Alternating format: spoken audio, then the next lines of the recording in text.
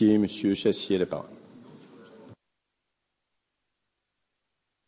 Oui, Monsieur le Président, mes chers collègues, rapidement pour dire que nous partageons aussi les inquiétudes dont vous nous avez fait part en ce début de séance. Nous partageons également les propos de Guillaume Pelletier. Je crois que nous sommes tous d'accord sur le constat, mais je rappellerai tout de même qu'il y a une chose qui nous distingue des autres formations représentées sur les bancs de cette Assemblée. Nous savions et nous avions dit dès le départ qui était M. Macron, de quels intérêts il était le porte-parole et le représentant, et nous n'avons pas fait voter pour lui. Permettez-moi de revenir au sujet, donc à cette DM2, puisque c'est l'objet de ce débat.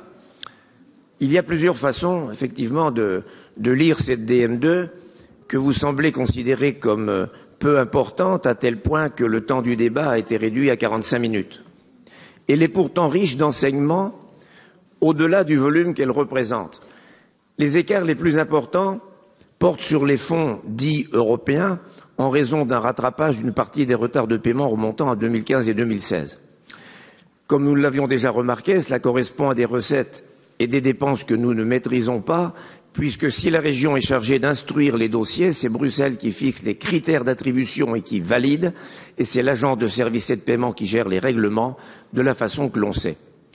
Ce mode de gestion doit nous interpeller dans le contexte actuel, avec le nouveau zonage des zones défavorisées simples, qui fait sortir de nombreuses communes du périmètre éligible de l'indemnité compensatoire du handicap naturel destinée aux éleveurs, qui vont de ce fait perdre en 2019 20% de leur aide, puis 80% en 2020 pour ne plus rien,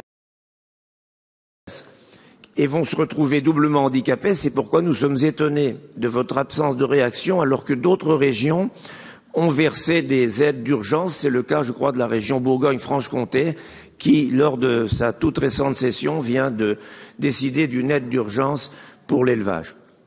Nous savons que le budget est contraint, avec de surcroît la menace d'une pénalité si nous dépassons les 1,2% d'augmentation des dépenses de fonctionnement, mais alors il faut avoir le courage de faire des arbitrages. Hors fonds européens, les principaux ajustements portent sur l'investissement. L'écart le plus important, c'est sur les lycées, et le Césaire le souligne et s'en étonne. Nous avions déjà remarqué l'an dernier que certaines opérations avaient été reportées pour des raisons strictement budgétaires, même si cela n'apparaissait pas à la DM2 l'année dernière, mais cela se retrouve au compte administratif 2017 avec 7,5 millions de moins en investissement sur les lycées, soit un peu plus de 8% des prévisions budgétaires. Cette année, ce sont 19 400 000 € qui sont tout simplement annulés dans la DM2 sur les lycées, c'est-à-dire près de 21% des inscriptions budgétaires. Je ne suis pas convaincu que les raisons évoquées, qui sont des raisons purement techniques, d'appel d'offres, etc., soient la seule explication. D'autant que, par ailleurs, nous voyons des inscriptions nouvelles qui, curieusement, n'avaient pas été portées au budget primitif ni à la DM1, alors qu'elles étaient prévisibles.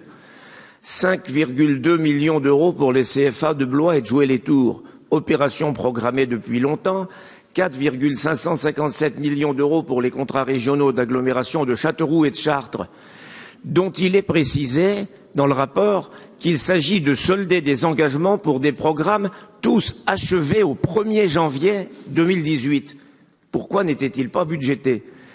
2,28 millions d'euros pour le domaine de Chaumont, dont il nous semble que la région maîtrise le calendrier des travaux. Là encore, pourquoi cette somme n'était pas prévue? Enfin, on découvre en fin d'année un besoin sur le numérique éducatif à hauteur de 2,837 millions d'euros, alors que nous avions déjà alerté en cours d'année sur la difficulté que rencontrent les établissements en la matière et répété que l'équipement en matériel et serveurs était prioritaire par rapport à l'achat de tablettes numériques. Au total, ces 4 lignes que je viens de citer représentent 15,7 millions d'euros. Cela signifie que sans les reports présentés comme aléatoires dans la programmation des lycées, il vous aurait fallu emprunter non pas 10,8, mais plus de 30 millions d'euros supplémentaires. Vous comprendrez que, tout comme le Césaire, nous soyons étonnés par cette méthode, car si, hors fonds européens, il y a moins d'investissements, en contrepartie, il y a plus d'emprunts. Cela signifie donc que certaines dépenses n'avaient pas été financées au budget primitif alors qu'elles étaient pourtant prévues. Je ne reviendrai pas sur le portage financier du matériel roulant des lignes TET. Nous avons déjà fait part à ce sujet de nos doutes quant au respect des engagements de l'État. Ce n'est pas nouveau. Le second volet de cette décision modificative que je voulais souligner concerne le toilettage des autorisations de programme et d'engagement. Ce ne sont pas moins de 205 millions d'euros d'autorisations de programme et 63 millions d'euros d'autorisations d'engagement qui sont effacés, suite, pour une part, à une recommandation de la Chambre régionale des comptes. Si nous comprenons la nécessité d'avoir des inscriptions pluriannuelles dans un souci de lisibilité et d'anticipation budgétaire, il ne faudrait pas non plus que les AP ne soient que des autorisations de promettre.